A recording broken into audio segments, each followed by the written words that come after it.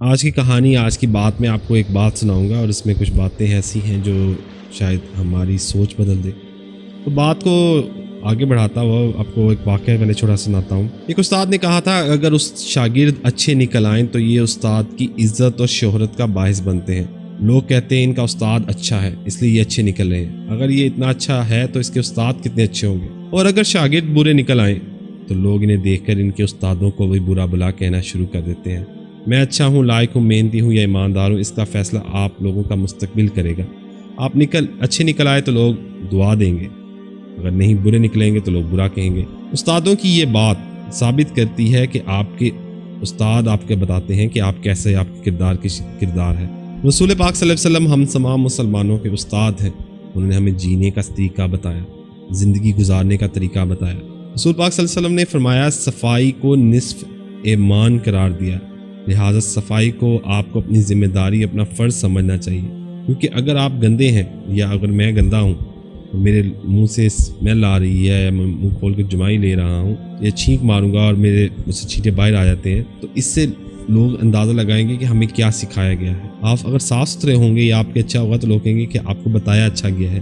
اگر اب آپ اس زاویے سے دیکھیں تو آپ کو معلوم ہوگا کہ ہمارے ارد گرد، لیکن ہم اگر اس نظر سے دیکھیں تو ہم یہ معلوم جانیں گے کہ ہم اچھے شاگرد ثابت نہیں ہو رہے۔ رسول پاک صلی اللہ علیہ وسلم نے آہستہ بولنے، نظریں جھکا کر چلنے، چال میں میانہ روی اختیار کرنے کا حکم دیا تھا۔ آپ صلی اللہ علیہ وسلم نے بازار میں کھڑے ہو کر کھانے، گالی دینے، لڑائی جھگڑا کرنے، دوسروں کی مذہبی روایات کا مذاق اڑانے، خواتین کو گھور کر دیکھنے، دوسروں کے بارے میں بغض اور حسد پالنے، دوسروں کے خلاف سازش کرنے اور دوسروں کو دھوکہ دینے سے منع فرمایا تھا۔ لیکن ہم سب روزانہ رسول پاک صلی اللہ علیہ وسلم کی ان احکامات کی خلاف ورزی کرتے ہیں۔ آپ کو پاکستان میں سب سے زیادہ لوگ گالیاں دیتے پائے جاتے ہیں۔ پنجابی زبان دنیا کی ایسی 5ویں زبان ہے جس میں کروڑوں کی تعداد میں گالیاں موجود ہیں، اور اگر انہیں جمع کر دیا جائے تو آکسفورڈ ڈکشنری بن جائے گی۔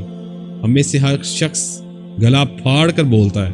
پتہ نہیں مجھے انگلینڈ میں یہاں پہ، لیکن پاکستان میں دیکھا سب سے زیادہ ہارن پاکستان میں بجائے جاتے ہیں، جھگڑے بڑے ہوتے ہیں یہاں پہ۔ لیکن اب میں پاکستان میں جاتا ہوں تو دیکھتا ہوں کہ لوگ 99% لوگ 99 کہہ لو، یہ بہت بڑی تعداد میں لوگ جھگڑا بہت کرتے ہیں، چھوٹی بات پہ برداشت ختم ہو جاتی ہے۔ ہمسائے کا دشمن ہے، دونوں مسلمان ہیں، مسجد کا قبضہ لینے کے لیے ڈنڈے اور رائفلیں لے آتی ہیں۔ ہر شخص بھاگتا دوڑتا ہوا دکھائی دیتا ہے، خواتین سے سرعام فکرے کستے ہیں لوگ، ہر شخص دوسرے شخص کے بارے میں نفرت رکھتا ہے۔ ہمارے رسول پاک صلی اللہ علیہ وسلم نے شراب، بدکاری، سود، خواتین، بچوں پر تشدد سے منع فرمایا، لیکن پاکستان دنیا کے ان 5 ممالک میں شمار ہوتا ہے جن پر بچوں پر تشدد اور خواتین کو اذیت دینے کے ہزاروں لاکھوں واقعات رپورٹ ہوتے ہیں، جن کی ساری معاشیت سود پر استوار ہے، جس میں بدکاری پیشے کی شکل اختیار کر چکی ہے، جس پر پابندی کے باوجود حکومتی اور ریاستی ادارے شراب پی بھی جاتی ہے اور بیچی بھی جاتی ہے۔ رسول پاک صلی اللہ علیہ وسلم نے کم تولنے، کم ماپنے، ملاوٹ کرنے، بھیک مانگنے، جھوٹ بولنے اور وعدہ خلافی سے منع فرمایا تھا، لیکن ہمارے اسلامی ملک میں کم ماپنا، کم تولنا تجارت کا حصہ بن چکا ہے۔ پاکستان دنیا کے ان چند ممالک میں شمار ہوتا ہے جن میں دودھ، دوائیں، خوراک میں ملاوٹ ہوتی ہے۔ حد تو یہ ہے کہ اس ملک میں علماء اکرام بھی یورپ اور امریکہ سے دوائیں منگوا کر کھاتے ہیں، کیونکہ انہیں اپنے مسلمان بھائیوں کی دوائیوں پر بھی یقین نہیں۔ ہم یہودی، عیسائی اور ہندو کی دکان سے چیز خریدتے ہیں، اس کی کوالٹی اور مقدار پر بھی پوری ہوتی ہے، قیمت بھی کم ہوگی، لیکن جب مسلمان بھائیوں سے چیز خریدتے ہیں تو اس میں ملاوٹ بھی ہوتی ہے، اس کی مقدار، وزن بھی کم ہوتا ہے اور قیمت بھی وہ زیادہ لیں گے۔ ہم سب چھوٹے بھکاری ہیں۔ جھوٹ اور وعدہ خلافی ہماری پوری قوم کی عادت بن چکی ہے۔ آپ لاہور میں اکبری منڈی سے لے کر کسی دوسرے بازار میں چلے جائیں، آپ کو وہاں لوگ جھوٹ، دھوکہ ہر جگہ کرتے ملیں گے۔ کسی ایک جگہ کی بات نہیں کر رہا، آپ کو ہر طرف ایسا ملے گا۔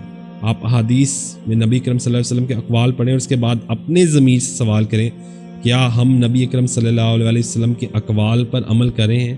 کیا ہم ان کے احکامات مان رہے ہیں؟ کیا ہماری ذات میں کنٹراڈکشن نہیں ہے؟ کیا ہم دنیا کی بدترین قوم اور بدترین معاشرہ ثابت نہیں ہو رہے؟ کیا ہم انسانیت کے شرف سے کہیں منزل نیچے نہیں گزار رہے؟